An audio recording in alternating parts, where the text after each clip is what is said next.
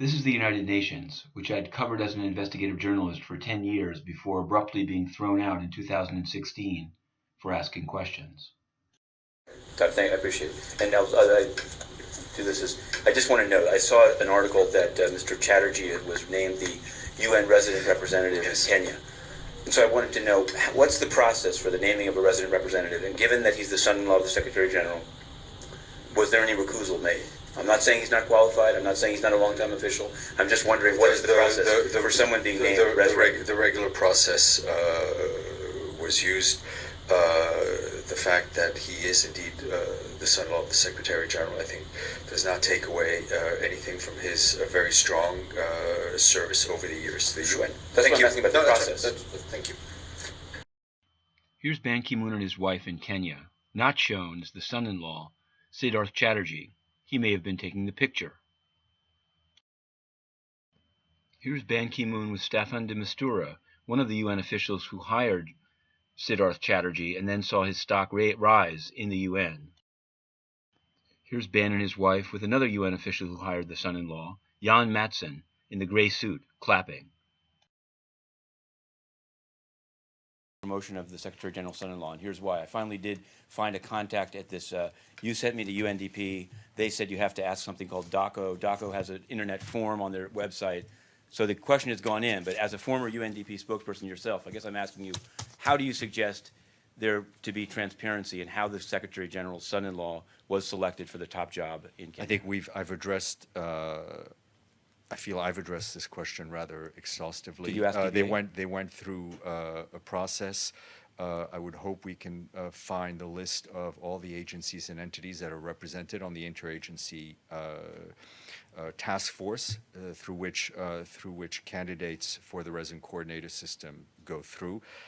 Again, the Secretary General stayed well away from this particular process, and again, I think by all account, Mr. Chatterjee is more than qualified to occupy this post after a long career within the UN system. I'm asking because since I last asked you, I've become aware, I've been informed that in a previous series of reportings on questions about potential nepotism, that have been raised at various stages by the de Mistura, in UNOPS, that Mr. Chatterjee purported to offer jobs in the Secretariat to people that would not report on this. And so I wanted to know, this creates an... I think that's a ridiculous accusation. That's, Thank you very much.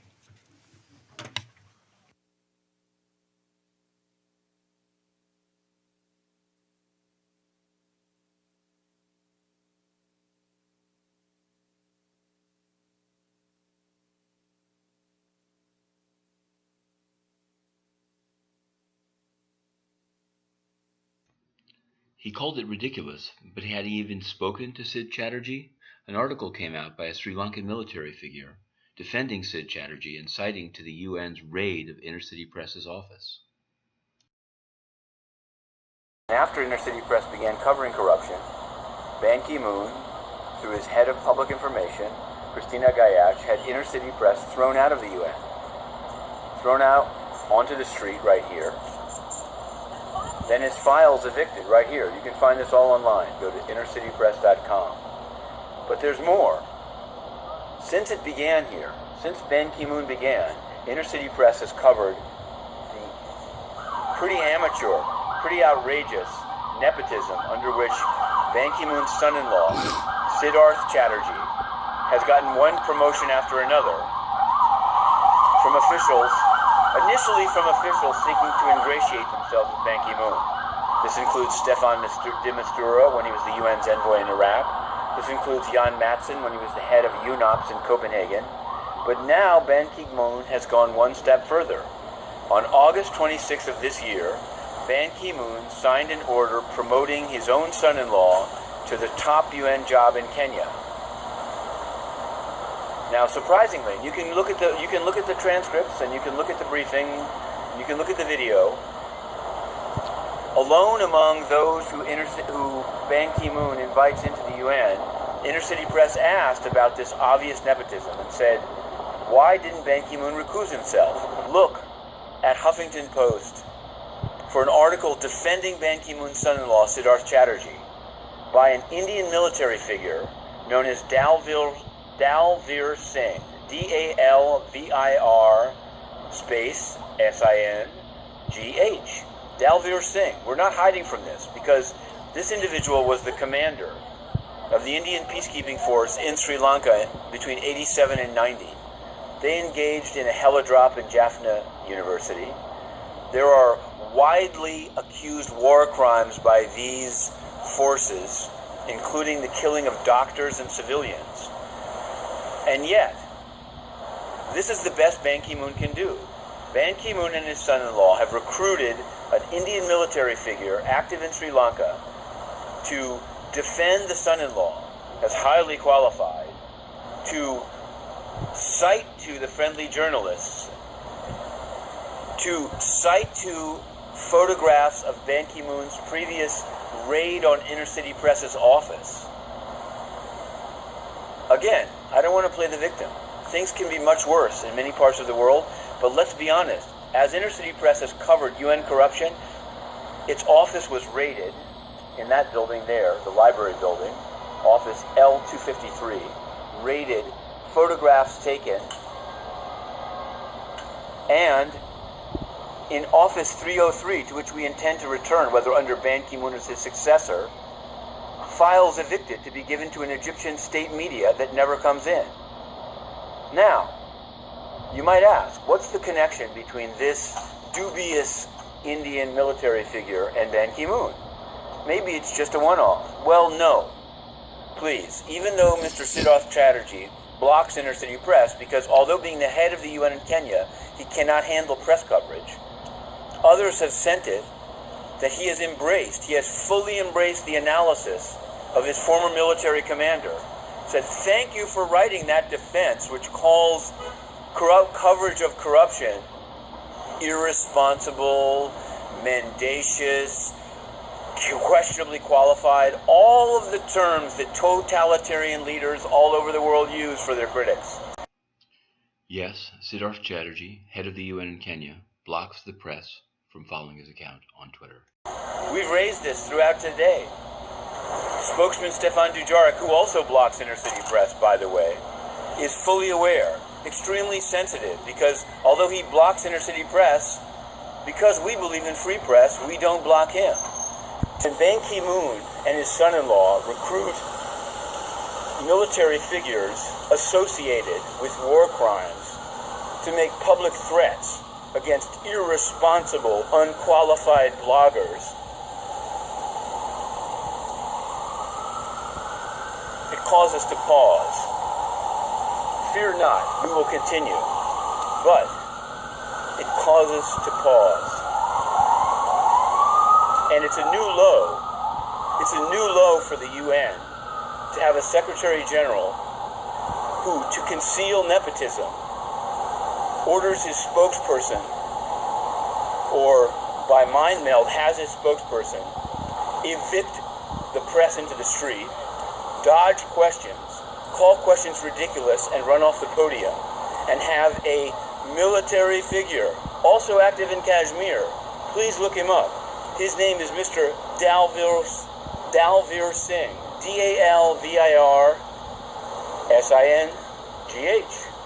Check it out. This is what Ban Ki-moon has come to. This is the best he can do. This is corruption and censorship. It goes beyond the UN. There's a story in the Korea Times, as per usual, about the possibility of Secretary General running for president. The only reason I'm asking you is because it quotes what it describes as a Ban Ki-moon aide at some length, saying, quote, now that the pro-park lawmakers have taken the helm of the party, many say it will be helpful to Ban in launching a presidential bid. But I and other confidants of Ban don't agree. So it seemed like, I just want to know, this is described as a Ban aide, so I don't think he has any aides beyond UN staff. Is that, Well, I just want to figure out. First of all, I mean, I'm not in the business of trying to figure out who anonymous sources are, how people describe themselves. So I can only say that, again, I mean, there's really nothing for me to say except that the Secretary General is fully focused on only being Secretary General until December 31st. And would he encourage his UN-paid aides to I will not speculate. I will not speculate that the person is quoted is actually who that person is. Anybody who works for the UN, whether they are Korean, Nepalese, or French, are only working on UN matters. Ban Ki-moon goes way back with Aung San Suu Kyi. Now, as Ban Ki-moon leaves the UN, he wants to run for president of South Korea. Who better to work with than Mr. Han, previously a prime minister of South Korea? Ban gave Han a UN position, while letting Han remain on corporate boards where he made money from his UN position. It will all come full circle. I want to ask on Burundi. Just this morning, the UK ambassador said that the UK is concerned of a threat of genocide. This is a word that he used. So I'm wondering, under Rights Up Front, what are your thoughts about Burundi and what the UN or your secretary can do? And also, I wanted to ask you about the John Ash case, or whatever was being called the John Ash case. What do you conclude from what's come out so far in terms of how it kind of penetrated the UN, and what type of reforms do you think are needed? Thank you. This former PGA John Ash's case, I was really shocked and very concerned to learn of this serious allegation. Ban Ki-moon said he was shocked, but here he is accepting an award from Francis Lorenzo, who pleaded guilty to UN bribery, and from John Ash's boss, Baldwin Spencer of Antigua and Barbuda. Here's Ban Ki-moon shaking a notable hand. Over his right shoulder is Frank Lorenzo, and over his left is Vivian Wang, who pled guilty to UN bribery.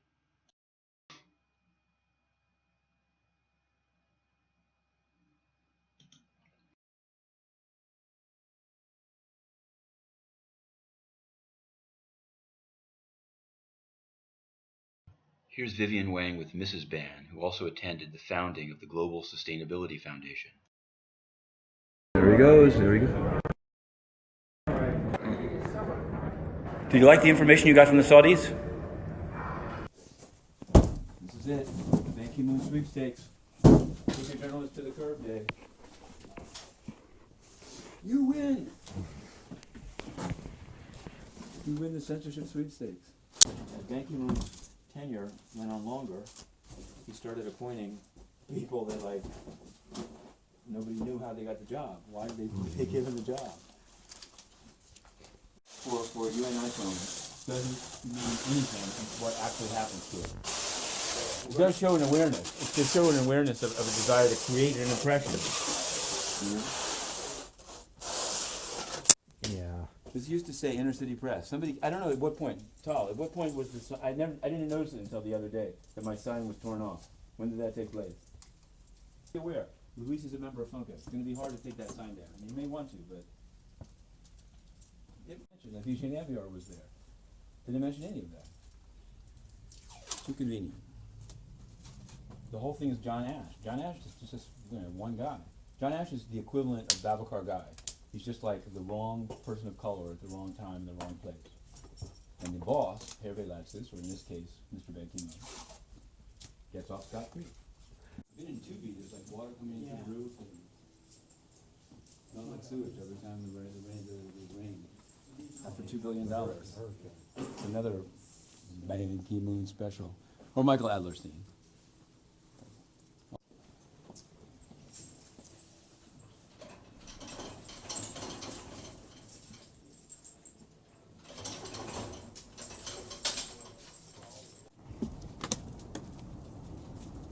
Oh, we're going to go through the very same gate they threw me out of on February 19th. Where's Debbie? Less talking, more walking. That's what the man said. Let's set up our shop.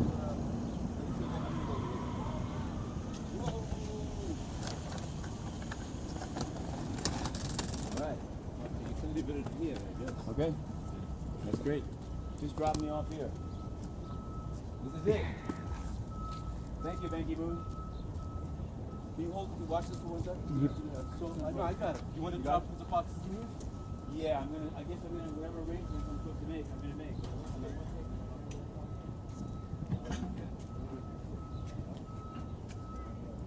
Now where?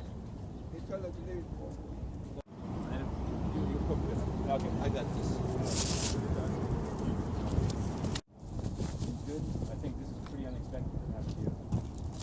Pretty unexpected.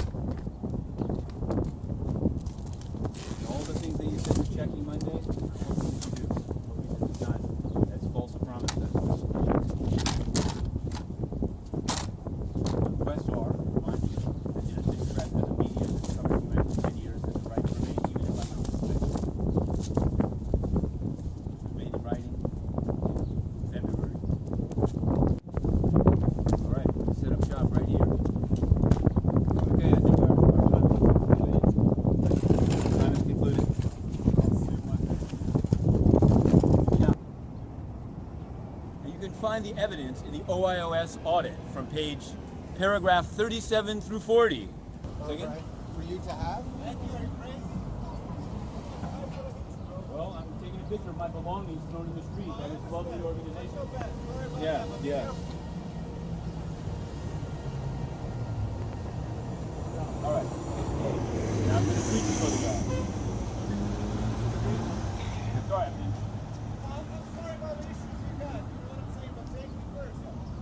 The issue I have is that the top of the organization is corrupt, and they throw out journalists who write about it.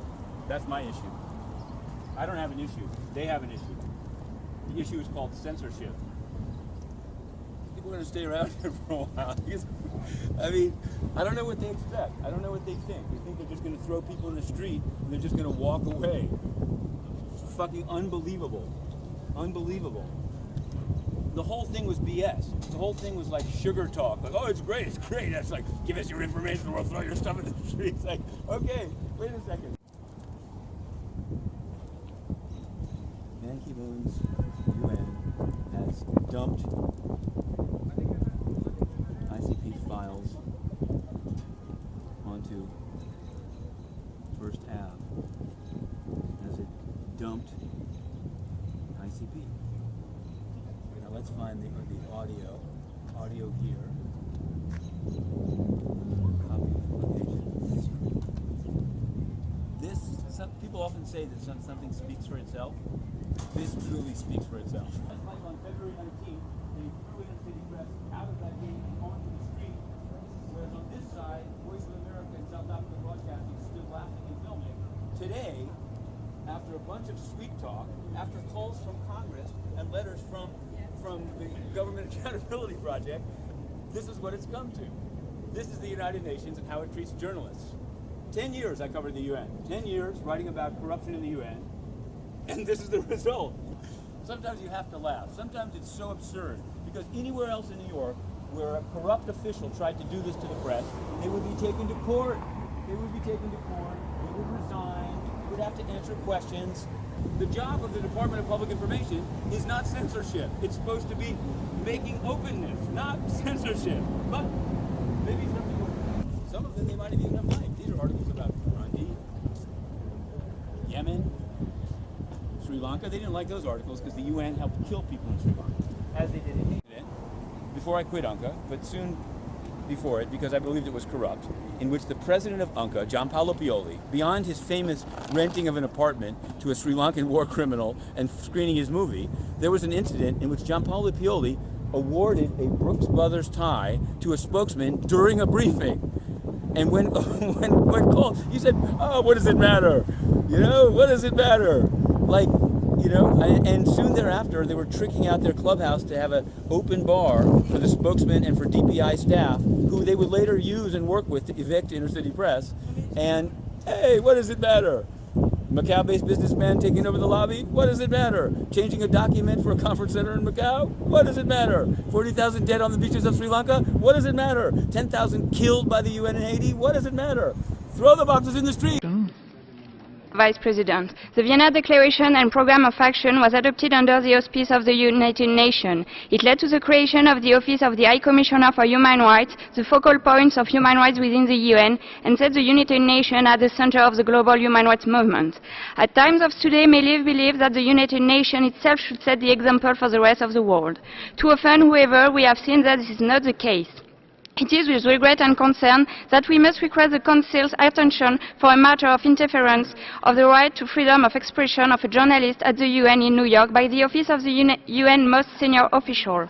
After covering the UN for more than a decade, on 19 February 2016, Inner City Press was ordered to leave the UN premises on 2 hours' notice in a letter signed by UN Under-Secretary General for Public Information. The official reason given was that the journalist covered a private meeting. This meeting was held in the UN press briefing room, to which all press is ordinarily allowed, and the journalist immediately left the room when asked to do so by UN security. Moreover, the apparent harassment of Inner City Press appears to have commenced after it began covering a story concerning corruption linked to the office of the UN Secretary General. While the story has been widely covered, it was Inner City Press that repeatedly asked pointed questions about it at UN press conferences given by the spokesperson of the Secretary General. The timing of the first expelling of the Inner City Press journalist from the UN, then the closing of his office at the time the story was being covered, after more than a decade of covering the UN, at best seems suspicious and at worst a blatant interference with the human rights to freedom of expression by a body who should know better and set a better example.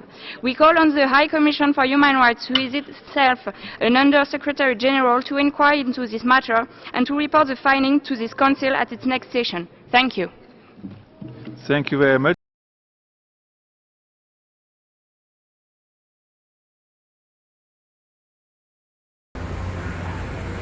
The UN is being destroyed, figuratively, literally, now, on the way in, right after I'd suspended the broadcast. Who came through? Not having to go through the metal detectors, as I'm now required to, but who came through? A team of 6 Moroccan diplomats. 6. And I asked them, is the meeting at 8:30? One of them joked, it's at 8.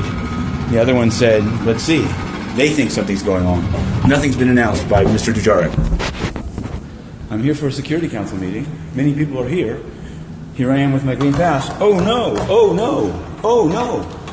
Locked out of the Security Council. Locked out of the Security Council by Christina Gayach.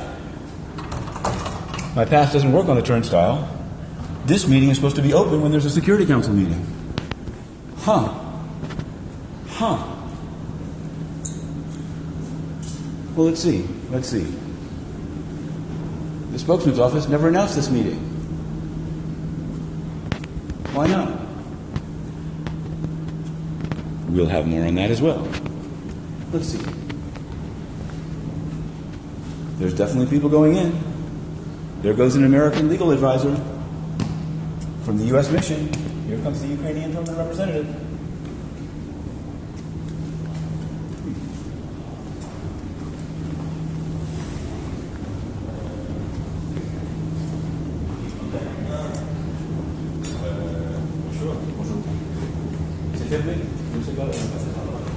Je ne peux pas entrer. Voilà. Voilà.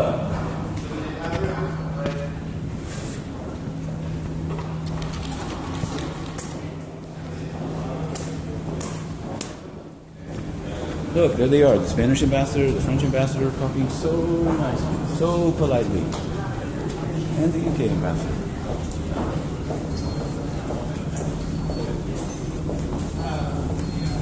This is how it rolls with Western Sahara. Permanent representatives arriving for a meeting. If I were to try my pass, of course, they could tell me I shouldn't film security, but what I will tell you is that my pass does not work on this thing. Therefore, as the only journalist here, I can't cover the meeting. Good luck. Thank you.